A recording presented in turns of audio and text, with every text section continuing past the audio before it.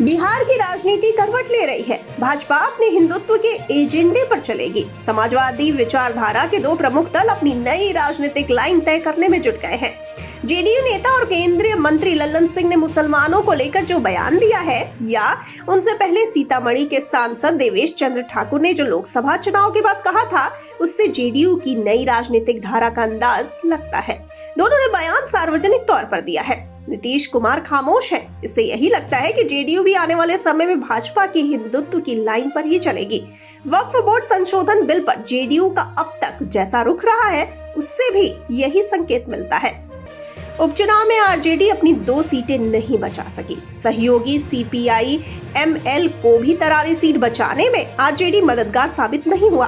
रामगढ़ में आरजेडी के प्रदेश अध्यक्ष जगदानंद सिंह अपने बेटे को नहीं जिता सके, तो बेलागंज में राष्ट्रीय अध्यक्ष लालू प्रसाद यादव की कवायद भी पार्टी उम्मीदवार के काम नहीं आई।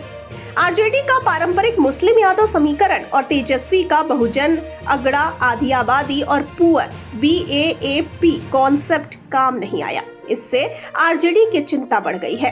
पार्टी के भीतर भी अब माई बाप जैसे समीकरण के खिलाफ आवाज उठाने लगी है।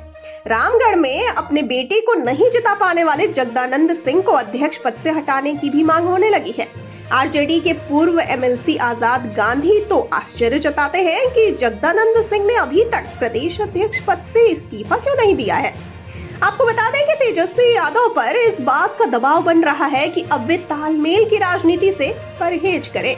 ऐसी स्थिति में अनुमान लगाया जा रहा है कि तेजस्वी यादव यूपी के पूर्व सीएम और समाजवादी पार्टी के नेता अखिलेश यादव की PDA यानी पिछड़े दलित अल्पसंख्यक की तरह कोई नया समीकरण बनाए। लोकसभा चुनाव में समाजवादी पार्टी ने इसी कॉम्बिनेशन के सहारे यूपी में कामयाबी हासिल की थी। यानी तेजस्वी यादव की राजनीतिक धारा अब पिछड़े दलित और अल्पसंख्यकों को साथ लेकर चलने की हो सकती है। आपको बता दें कि आरजेडी कोई भी समीकरण बनाए, मगर उसने लोकसभा चुनाव के समय से ही सवर्णों पर अंकुश लगाना शुरू कर दिया था। उसके कुल 23 उम्मीदवारों में सिर्फ 2 ही सवर्ण उम्मीदवार थे। उनमें एक जगदानंद सिंह के बेटे सुधाकर सिंह भी थे, जो चुनाव जीत गए। आरजेडी के प्रति सवर्णों की नाराजगी भी रही है। खासकर लालू यादव के आह्वान के साथ ही सवर्णों ने आरजेडी से किनारा कर लिया था। फिर भी जगदानंद सिंह और अनंत सिंह जैसे कुछ सवर्ण नेता आरजेडी के साथ खड़े थे।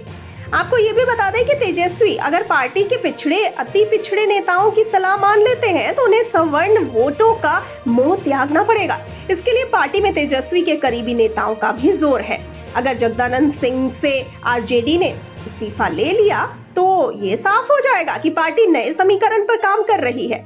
इस नए समीकरण में तब पिछड़े अति पिछड़ों के अलावा मुस्लिम और दलित ही रह पाएंगे, जो अखिलेश यादव के PDA का कॉन्सेप्ट है।